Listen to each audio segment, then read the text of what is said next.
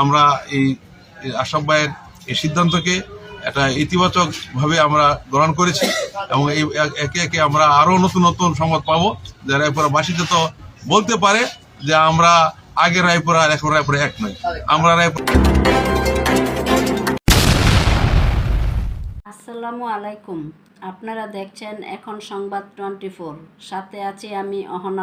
আমরা এই আশরাফ ভাইয়ের এই সিদ্ধান্তকে একটা ইতিবাচকভাবে আমরা গ্রহণ করেছি এবং এই একে একে আমরা আরও নতুন নতুন সংবাদ পাবো যে রায়পুরা বাসীতে তো বলতে পারে যে আমরা আগে রায়পুরা আর এখন রায়পুরা এক নয়।